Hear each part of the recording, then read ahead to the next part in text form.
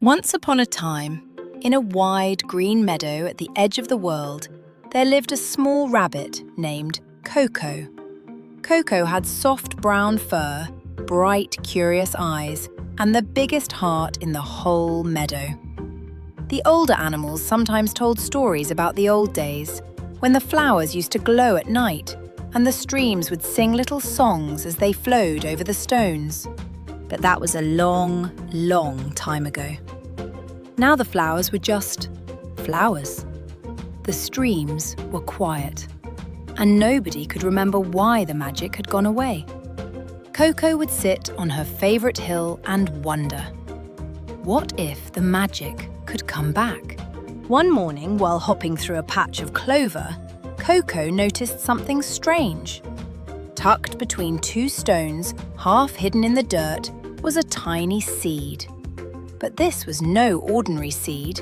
It glowed, just barely, with a soft, golden light.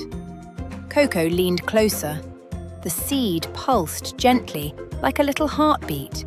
Coco didn't know what the seed was, or where it had come from. But deep down, she felt something warm stir inside her chest. She picked up the seed very carefully and held it close. Coco followed a little path that led into the whispering woods. The trees were tall and old, and their leaves rustled softly as if they were sharing secrets. The deeper Coco went, the darker it became. But the seed in her paws glowed just a tiny bit brighter, lighting her way.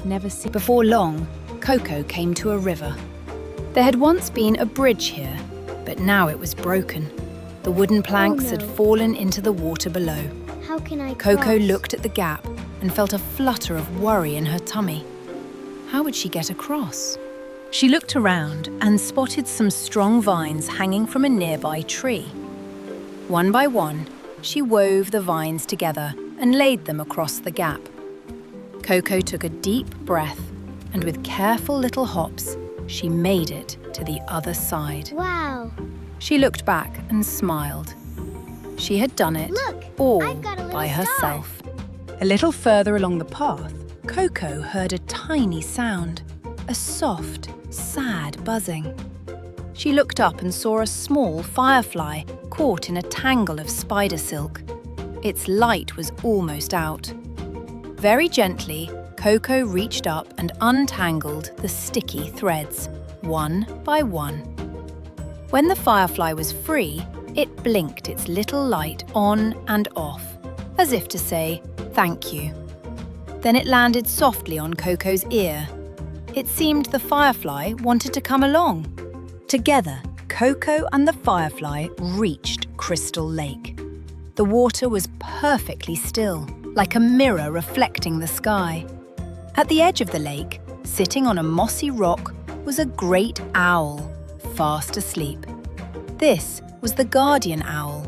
Long ago, he had watched over the path to Starlight Hill. But when the magic faded, the owl had fallen into a deep, deep sleep. Coco didn't shout or push. Instead, she sat down beside the owl and hummed a soft little tune, a melody she remembered her mother singing on warm summer evenings. Slowly, the owl's eyes blinked open. "It has been so long," the owl whispered. "I had forgotten what kindness sounds like." The owl stretched his great wings and stepped aside. "The path to Starlight Hill is just ahead. You carry something special, little one." The path grew steep as Coco climbed Starlight Hill. Her little legs were tired and the wind tugged at her fur. But the seed in her paws glowed brighter and brighter with every step. At the very top, Coco found a small circle of soft earth surrounded by silver stones. It looked like it had been waiting a very long time for someone to come. She placed the glowing seed gently into the ground and covered it with soil. Then she closed her eyes and whispered, "Please grow." For a moment, nothing happened. The wind went still. The world held its breath. Then, A light. A warm, golden light spread from the spot where the seed was planted. It rippled outward like a wave, down through the woods, over Crystal Lake, and all the way back to the meadow. The flowers began to glow. The streams began to sing. The whole world sparkled, just like the old stories said. Coco opened her eyes and gasped. Starlight Hill was covered in tiny, glowing flowers. Below her, the meadow shimmered with soft, beautiful light. The guardian owl soared overhead and called down to her. "You did it, little one. The magic was never truly gone. It was waiting for someone brave enough to go on the journey and kind enough to help along the way."